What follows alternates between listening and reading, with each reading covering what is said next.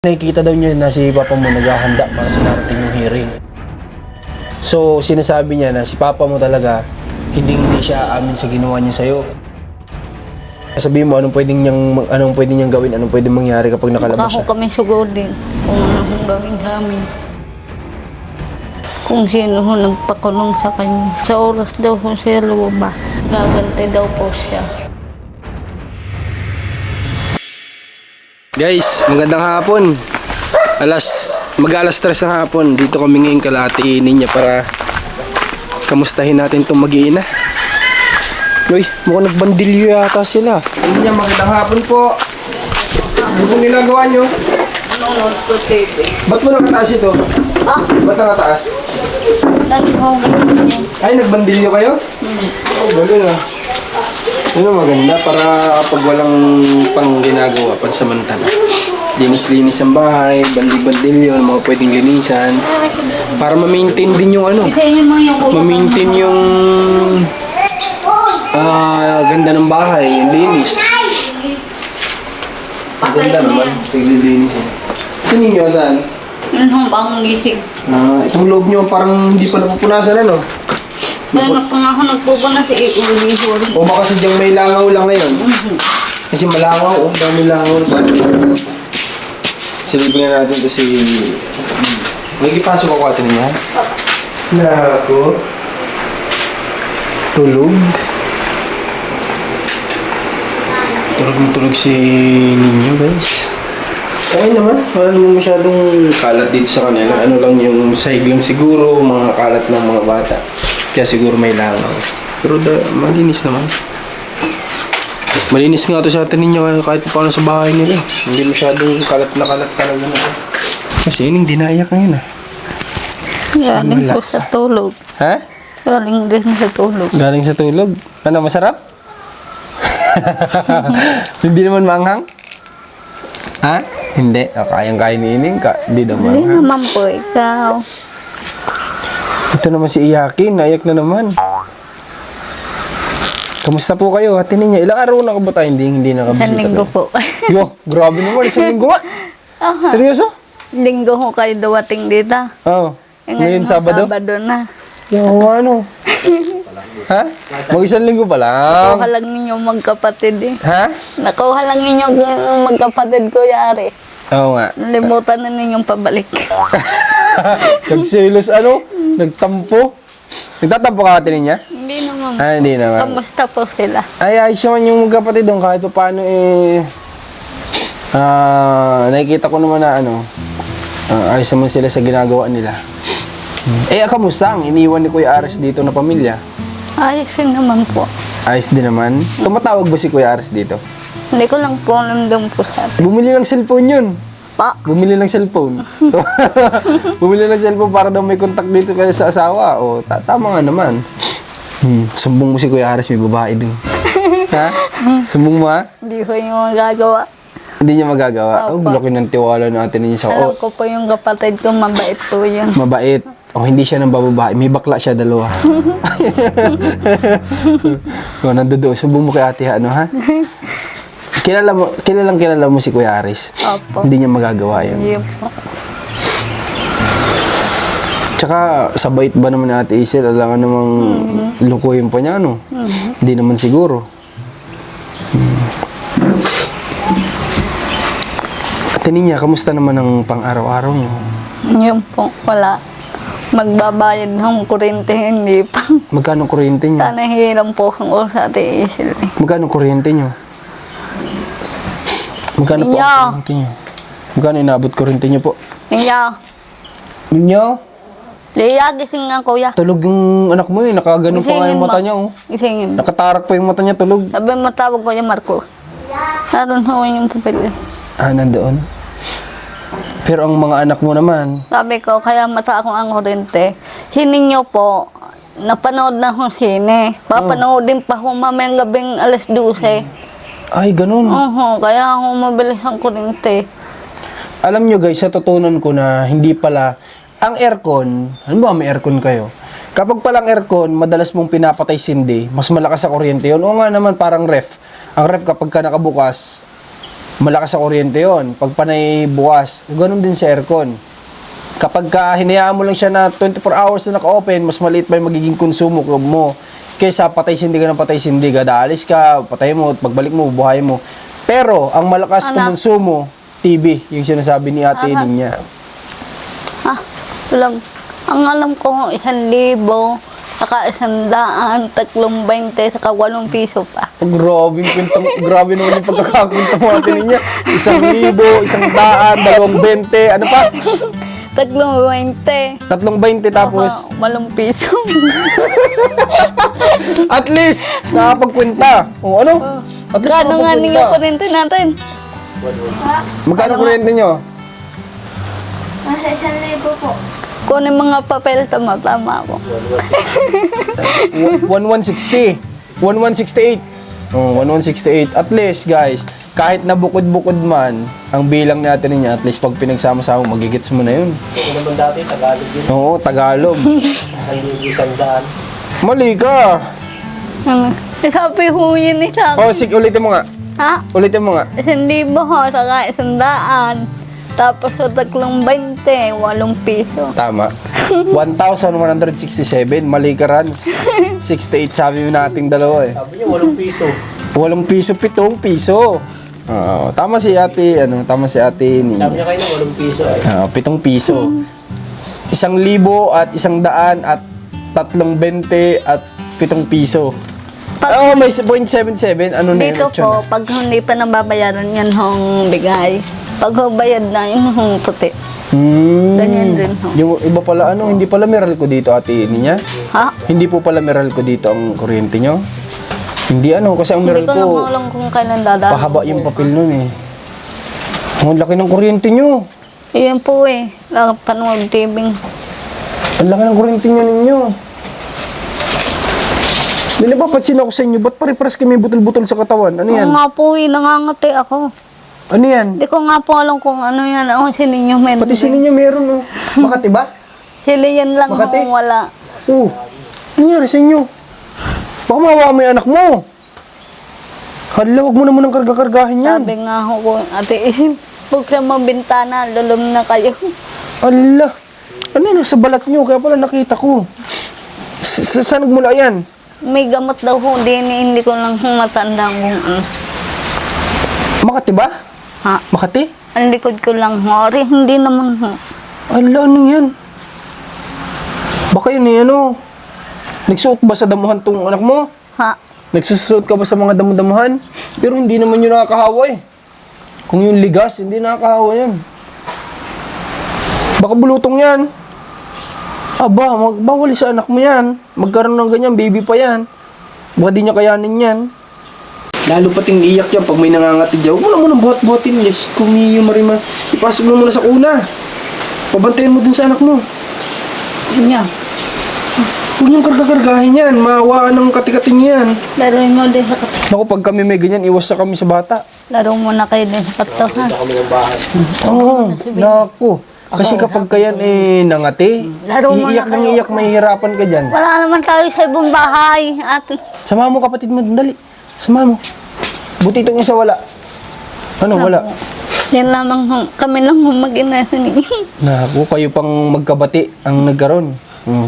Kami lang ho may hibo. Kayo pang close ang nagkaroon. Close. Ate, niya, ganito. Anong pwede nating, dyan?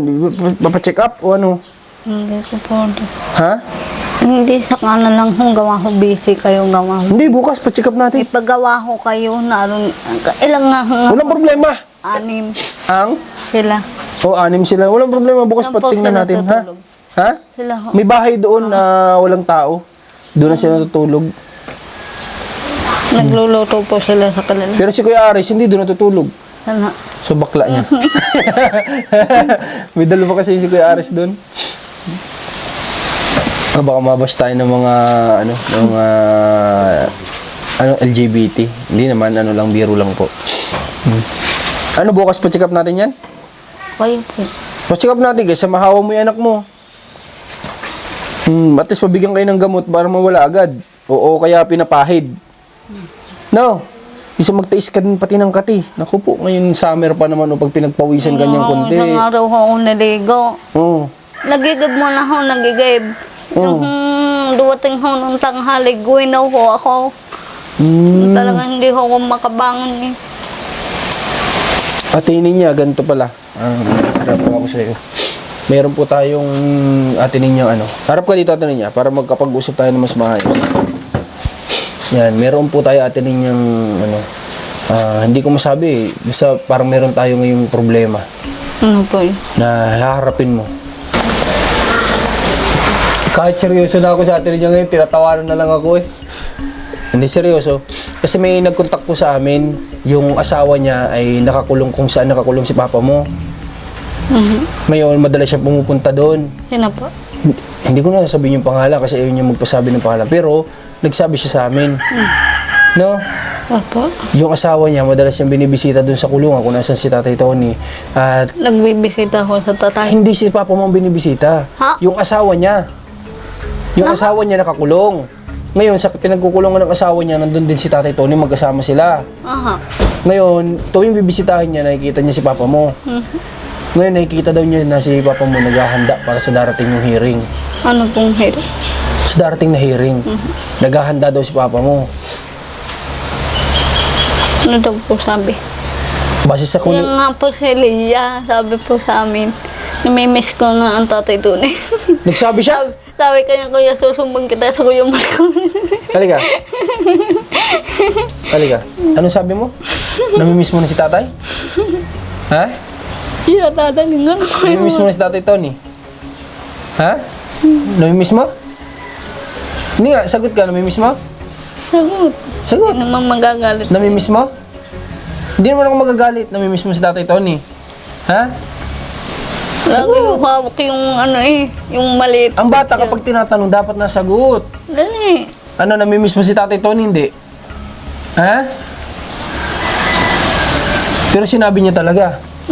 Kanina niya sinabi sa'yo? Sa amin mag-inasa ninyo. Aba. Bit-bit ho yung isang picture nakita. Hindi pa kasi nila alam kung ano yung ginawa sa nanay nila. Yan. Paano kung handa tatay sa hearing? Si papa mo, sa madaling salita, naghahanda siya sa darating yung hearing. So, sinasabi niya na si papa mo talaga, hindi siya amin sa ginawa niya sa'yo. So, sa madaling salita, lalaban si papa mo sa'yo. Kahit tumanyata akong tuwangget tatay, hindi rin nalaman. Yun yung maganda. Ano? Kasi yun naman yung sinabi sa atin eh. Kahit anong gawin ni papa mong depensa sa sarili niya, dahil sa mga ebidensya na to. Di ba? Pero, atinin niya, mas maganda po na maghanda ka din. Ha? Alam niyo guys, akong kinakabahan kay ate ninyo sa totoo lang. Na kinakabahan ako. Daw natatakot na siya ay matatalo. Kinakabahan ako kasi sana, pinag-break ko na sana hindi si ate niya tamaan ng nervyos pag nagharap na sila ni papa niya. Ate niya, huwag ka magpapatinag sa papa mo, ha?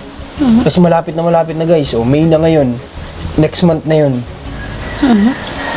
Huwag ka magpapatinag sa kanya kahit na magtaas man siya ng boses, sabihin niyang hindi ko yung ginawa, panindigan mo yung inilalaban mo, ha? Kaya mo ba yun? Hindi ko lang po alam kung kaya ko yung kasama natin. Pero ikaw kaya mo. Kaya nang natin ninyo, ha? Kasi hindi pwede siyang makalabas. Alam mo naman yung pwede mangyari pag nakalabas ang tatay mo. Alam mo ang pwede mangyari.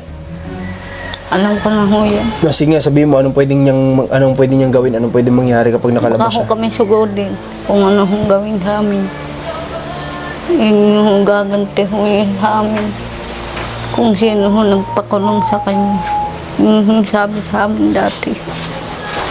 Basta ho sa oras daw ho siya lumabas. Sa oras na siya lumabas ay ano? Gaganti daw po siya. Kung sino po nagpakulong. Ayun nga, yun nga yung iniisip namin. Kaya nga sabi ko dapat panindigan mo natin kung ano yung ininalaban natin nung umpisa pa lang. Ha? Kahit na sa ngayon naghahanda pala si papa mo, pinaghahandaan niyo yung pagharap ninyo. Siguro nagpa-practice siya kung ano sasabihin. Lalo magaling magsalita si papa mo. Di ba? Alam mo naman yun. Magaling ho yun sa sobrang galing niya kayabangan na. Kaya nga, magaling siyang magsinungaling. Mm. Di ba? Kaya, Katulad po yung dating may sakit, patay, hindi naman totoo. Ang patay ho talaga yung kanyang kaibigan. Yun ang tunay po. namatay na. Opo. Wala na ho. Kaya nga, paghandaan mong mabuti. Praktisin mo yung sarili mo sa mga sasabihin mo, ha? Kasi didepensahan niya daw talaga yung sarili niya. Itatanggi niya talaga yon. Sabihin niya, hindi ko ginawa yan sa'yo. Kaso nga lang, kahit anong tanggi niya, itong mga ebidensya na to, hindi niya may tatanggi yan, di ba? Ang iniintay ko lang atin niya dati, yung DNA test eh. Ang aaminin lang ho yung kaninyo. Yung dalawang babae, hindi ho yung amin. Sabi naman ho dati, ang amin lang ho kaninyo, hindi naman ho dalawa, hindi daw. Oo, nung umpisa, ano? Nung umpisa kasi, tinanong si Tatay Tony, sabi, anak mo ba yung ano? Oo, yung isa. Pero yung dalawa, hindi na, di ba?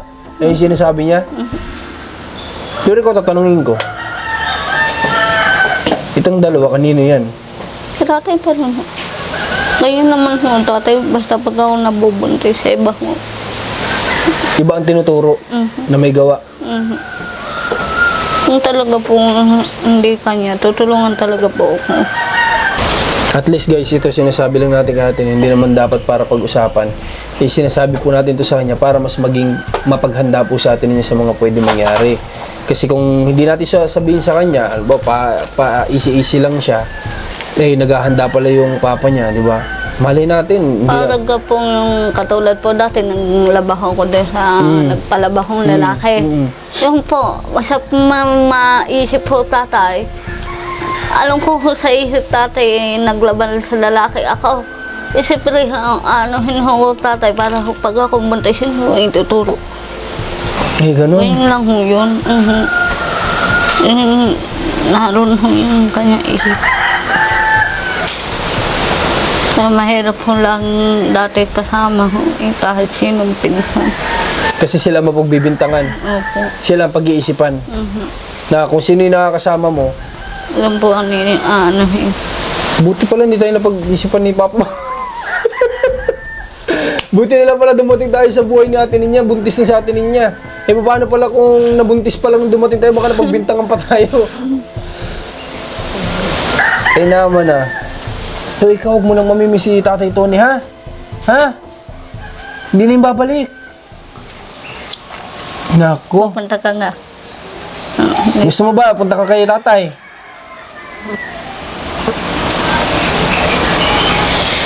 So yun, Ate Ninya, sinabi ko yun sa'yo para maging mapaghanda ka, ha? Para mapaghandaan mo din. Para alam mo lahat ng mga posibilidad na mangyari. Ano?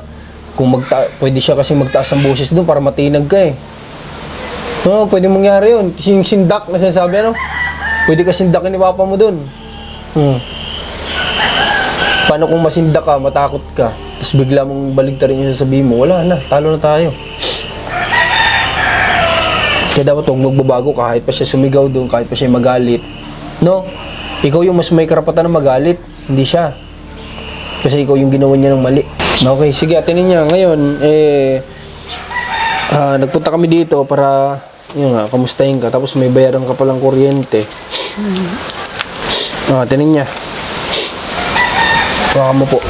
Sasama ka na doon, dadaan ka. Bukas Ate Ninya, schedule magpa-check up tayo, ha? Para na sa ganun, ikaw po ay matanggal po yung mga nasa balat-balat nyo na yan. Kumusta ang gamot mo? Meron pa? Wala na? Aba, kailan pa? Kailan pa? Gabi lang ho akong tuwigil na inom kasi wala na. Kagabi? Apa. Bigyan mo sa akin yung laga, ano? Ha? Kailangan natin bumili nun. Natapon ko na. Oh, paano tayo bibili? Ninya! Ninya! Hindi nyo pwede itapon yun. Hindi ko alam kung ano yung pangalan ng gamot na yun. Saan ko kayo bibili doon ulit? Sa butika. Ninya! Kailangan hanapin nyo yun. Pinamit lang naman yan. Ninya! Ha? Ang pinamit lang yun. Itingin Hindi, mo sa kung utak balat gamot ko. Yung maliliit. Gamot ko doon sa basurahan. Baka mayroon diyan. Kailangan mahanap. Hindi pwedeng mawala. Saan mo na itapon? Doon lang plastic. Dito sa likod? Pa, Sa likod? hindi pa doon po sa kubita. May basurahan po ako doon. Ah, okay. Titingnan ko okay. Okay. So si Ate Isel nandyan ba ngayon? Parang sa dasalan. Nasa dasalan? Saan yun? Kasama po ang tinindi. Doon po sa labasan. Yayakag nga ako kung mag-asawa ko Miguel. Ayaw ko. Wala pala dito guys sila Ate Isel. Oh, gusto ko sanang bigyan ng Malapit na nga po. Wala dito na yung sunod na itinapon nga doon. Nasaan yung tinapon? Pa, Saan tinapon? hindi ko na po alam. Baka dito sa likod. Ito ko yung maga. Tingnan natin. Hindi. Tara. Kailangan natin yun. Tingnan mo, tay. Siya ho nagtatapon eh. Saan mo ba? Nandiyan sa likod? Hindi ho, doon ho sa kabilang sapa. Hala. Tingnan mo ninyo, tanda mo naman ang balat yun eh. Hindi pwede mawala yun. Kasi pupunta na naman tayo ng Lucena niyan para lang tanungin ko ano yung gamot. Yung reseta, nasa inyo? Yung papel na kasama nun. Ano yata ho siya. Oh, yung papel. Tingnan natin yung papel. Baka nandun yung pangalan ng gamot. Nako, kailangan natin yun. Ay mo na, bibi ha. Aba. Hala, nagagapang si Ining. Oh. Hindi. Tao na ako, awa naman. Oh. May nakita ka. Tana. Ano ba yun? Laglag na tuloy. Tana. Hindi ko alam may malami yan. Yan, nandyan. Yan yung ako nandyan. Punta na po. Sige, buhatin ko muna para masalan. So, dadalhin ako yung Marcos. Sini. Nay, aray! Ayun. Yan? Aha. Yan ba yan? Apo. Ayan pala eh, meron pala eh. Ha? Yan din? Para saan? Tinangan natin kung para saan. Hawakan mo to. Naiyak sa akin. Hawakan mo sa loob. Nagagapong mo sa kasama. Sana hindi mahawakan yung anak mo. Makapagpa-check up kayo kagad bukas. Nye. Ha? Sumama ka ha. Magpa-check up ka din. Ha? Ninyo? Sumama ka para mapa-check upan yung katikati nyo sa katawan. Ito nga yun.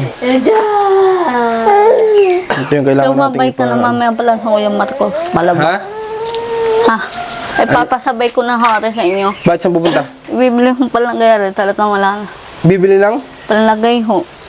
Diaper? Dalawang araw wala na ho yan. Ah, okay. Wala nang diaper. Opo. Naubos na yung... May dala pa tayo nung nakaraan diaper? Sanay naman ho yung maglakad pabalik. May dala kami nung nakaraan diaper. Ubus na? Ubus na ho. Ah, ubus na. Nakautang pa nga ho isa sa hanggang. Sige. Bibilan na lang natin dyan sa groceryhan ng gamit din nila. Sabay na natin si Ninyot. Pwede naman sumakay ng tricycle siguro pabalik para Sumabay grocery ka, na ha? lang dyan sa malapit. Wala eh. Ano yan? Sabi ko sabay. Okay. So sige, ito naman siguro yan. Wala naman siguro ibang gamot. Ito hindi to, kaining to. Ay, kanino to? Sabi niyo, ipunin kong ganyan. Oo nga. Dr. Flores, ito, hindi ito, ko ito, iwala. ito, ito. Kay Dr. Flores, ito yung kailangan natin. Okay. So sige, paano, ano pa bang kailangan nating gawin ngayong araw? Paano pala yung nakapaggawa sila Kuya Ares ng CR nila, hindi pa? So ang ibig sabihin, ang tinutukoy pala ni Kuya Mike sa kanila? Hakot lang po kuya sa bago ko sila umalis. Kasi nga po baka maabutan huli yan. Baka medyo matagalan sila Kuya Ares doon. Yung paggagawa. Ulit yata ko sa akin kuya. Ate sige, uwi naman daw po kuya bago mag-pista dito. Bago Pista. Piyesta ka lang bang piyesta dito? Sabi ko nga din, makakanood na tayo matagal-tagal sayawan din. Hindi katulad dating isang oras pa ipauwin. Ay, ganun? Opo. Pinapauwi na kayo agad ni tatay. Lasing na po siya talaga. Noon daw mga panahon na sila ate niya ay nagpipesta dito, pinapayagan naman silang manood sa sayawan. Kasi may oras lang, isang oras. Ngayon, makakanood na daw sila ng mas matagal-tagal. Malaya na kayo eh. Malaya na. Wala na kayo sa kamay ni Tatay Tony, di ba? Okay, sige ninyo, tulong-tulong mo si mama mo dito ha. Parang oo, hindi na magawa. Hanggang ganun lang, hanggang oo lang. Tsaka bukas, bili tayo ng vitamins nitong mga anak mo. Dadalhin yata yan. Para hindi sakitin. Ako, nadadaling ko na din. Para hindi sakitin itong mga anak mo, atin niya, no? Paanohan din natin ng vitamins. Isama mo na nga din yan. Tsaka ito, yung Tama tatlo. Para mapatingnan natin sa ano, mabigyan sila ng gamot. Gamot ng vitamins. No? Para hindi naman sakitin yung mga anak mo. Ay, yung anak mo meron na, oh. sasabi ko sa'yo. Nag-uutay na, oo. Hala. Kawawa naman, kakatihin yan. Iiyak nang iiyak yan. Alanganin na kasi yung oras, oh. Baka sarado na ang page niyan. Bukas na lang. Alas 4 na. Baka hangin yung nagagawa ko, umiyak na. Okay lang naman yung matatanda na Nagbibigay yun. rin yata ako yan. Malayo ko sa inyo. Mga 10 minutes lang, 10 minuto. Kaya mo pati wag mo isipin, matatanda na. Kain na nun ng mga sarili nun. O sige, tara. Para ano, wala si Ate Isil. Siguro bukas linggo, wala din lalo yun. Para sana makapagbigay tayo ng konting Dyan lang ho yung blessing dito kasi yung mga asawa nila nagtatrabaho eh. Ha? kapatid lang ho na dyan. Nandiyan ang kapatid? Hindi niya, sumama ko. Sayang si Ate Isil, sana gusto kong makausap eh. Wala ko din. Ano ko daw? Tara. Kumusta? Kailangan yan. Ay, ano, Ate Ninya, sama namin si Ninya. Sige po. Sa'yo na yan. May pera pa naman ako dito, bibilang ko na lang. Tama ko pa. Huwag mo nang bawasan niya. Ayun na lang ako. O kaya iwan na lang natin dito yung ano. Iwan na lang natin dito yung bigas siguro. Bigyan natin sila ng bigas. At least may tulong dun sa asawa ng mga nagtatrabaho dun sa atin. O, bigyan natin bigas. Marami. Ipandagdag sila. Sila atin niya, marami pang bigas yung kakadala ko lang. Bigyan na lang muna natin sila Ate Isil mo, Tita Isil mo. Tita mo, di ba? Tita Isil mo. Ninang ko po yun. Ha? Ninang ko po yun. Ninang mo? Ninang mo pa pala, tapos kinukuhanan mo ng kape. Ninang mo pa, tapos kinukuhanan mo ng kape. Naku. Ano yun? Ako na? Ha? Ako na. Ano ba?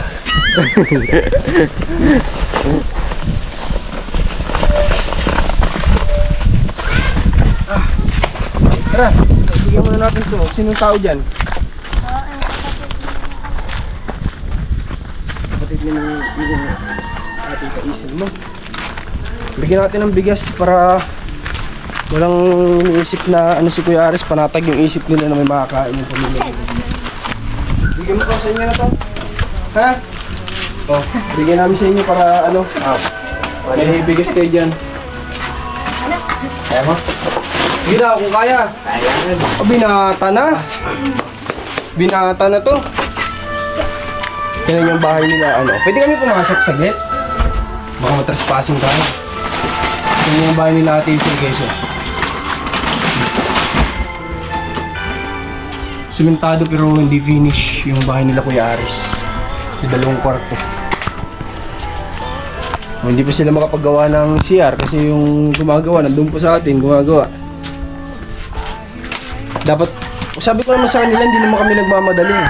Dun sa lupa, hindi naman rush. Kaya nga sabi ko kung gusto nilang gawin muna itong mga binigay natin sa kanila, di gawin muna nila. Kaso sila naman nag-choice na magtrabaho na daw muna dun. Di sila bahala. Basta tayo nagbigay tayo sa kanila ng choice na unahin na muna nila yung pang sarili nila kasi hindi naman po nagmamadali dun. Kumbaga yun naman ginagawa, pinapagawa ko lang din bukod sa future na pwedeng maging kalalabasan nun para din magkatrabaho sila, di ba? Kasi sabi nga nila tapos na sila dun sa trabaho. So kaya pinagtrabaho din natin sila para hindi sila mabakante. Kaya Kaya hindi rush, hindi naman talaga rush yun. Ninyo, may tatanong ko sa'yo. Bakit ang dami-dami mong damit? Yan lagi ang suit mo. Ha? Favorite mo ba yan? Ha? Sagutin mo ako, favorite mo? Grabe ka naman. Dami-dami mong damit. Ang daming package sa inyo magagandang original na damit. Ayun, lagi ang pinipilit mo suotin. Baka siguro dahil may nakatatak na pangalan niya sa likod ay apelyido. Ayan, oh, pakita mo nga. Oh, may apelyido. Tara, ninyo, sama ka na. Saya ka dito.